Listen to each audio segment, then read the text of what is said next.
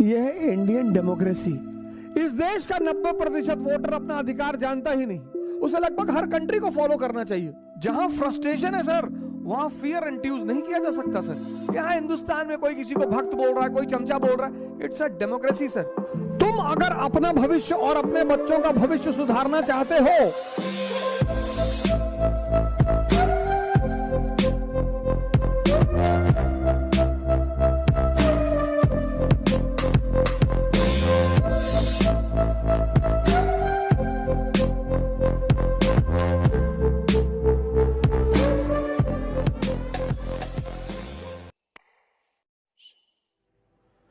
इस देश का 90% आदमी अपने अधिकार को जानता ही नहीं। कौन सा अधिकार? वोट देने का अधिकार।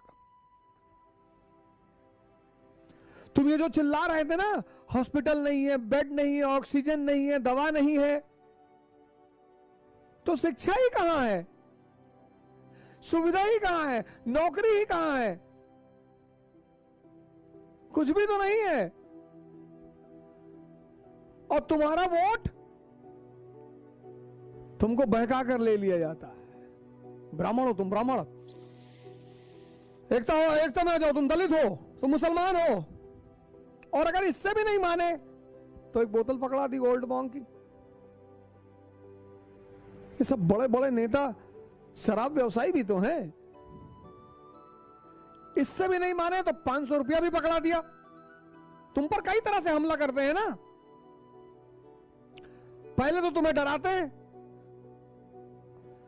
आधा नशा तो तुम पर वही पैदा करा देते हैं कि तुम ब्राह्मण हो, तुम दलित हो, तुम यादव हो। फिर अगर तुम थोड़ा तो यहां कन्विंस हो गए, फिर शराब पकड़ा दी तो 50% बेहोशी यहां और 30% यहां, 80% तो तुम ऐसे ही हो गए। फिर पैसा पकड़ा दिया,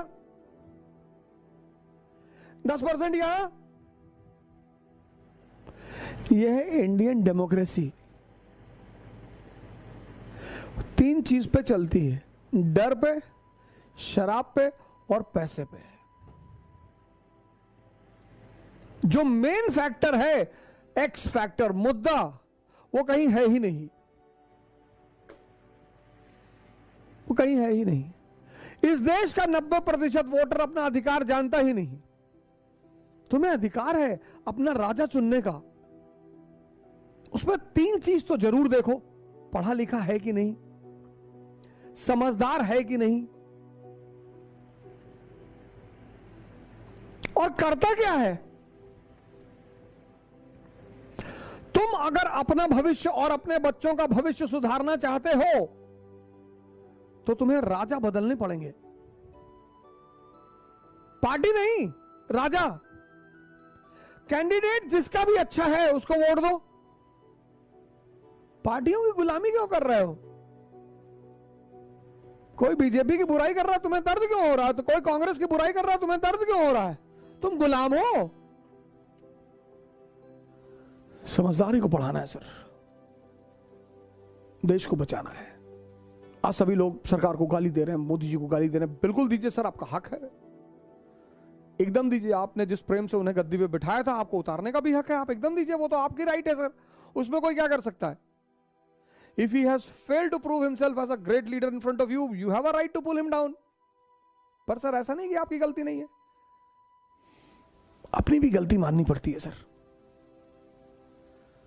जेम्स मिल कहा करता था, बड़ा जबरदस्त लाइन करता था जेम्स मिल, कि किसी देश के व्यक्तियों का जो मूल्य होता है ना, value system of the population of a country, जिस देश के व्यक्तियों की जो मूल्य होते हैं वही उस देश का भी मूल्य होता है सर। राजनेताओं पर प्रहार करने के साथ साथ एकदम करिए सर। जो नेता आपको नहीं पसंद है, कॉलर पकड़कर गद्दी से उतार दीजिए, वो आपकी राइट है सर। उसमें तो कोई आपको रोक ही नहीं सकता sir. You have the right to stand up against the government. वही तो डेमोक्रेसी है सर।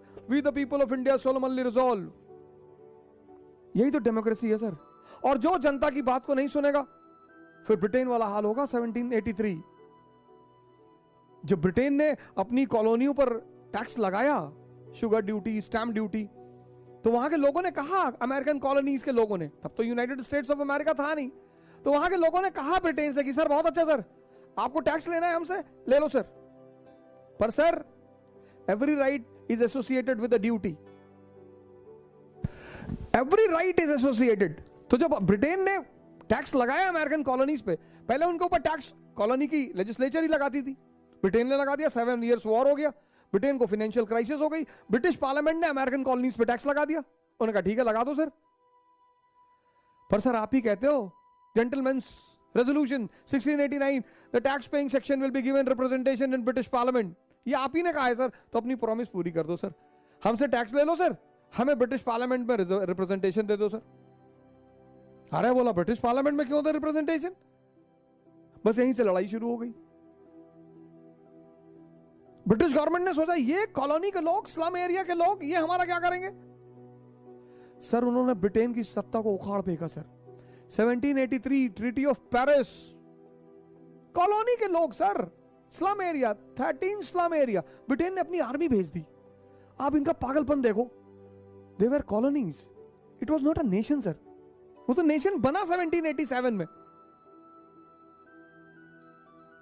ताकत का प्रयोग कर कर आप जनता को नहीं दबा सकते सर, वो भी तब जब जनता परेशान हो। जहां फ्रस्ट्रेशन है सर, वहां फियर इंड्यूस नहीं किया जा सकता सर। अंग्रेजों ने भी सोचा जलियांवाला बाग मैसेकर, हम भारतीयों की आवाज दबा देंगे, लेकिन दर्द इतना ज्यादा था कि वो दबा नहीं पाए।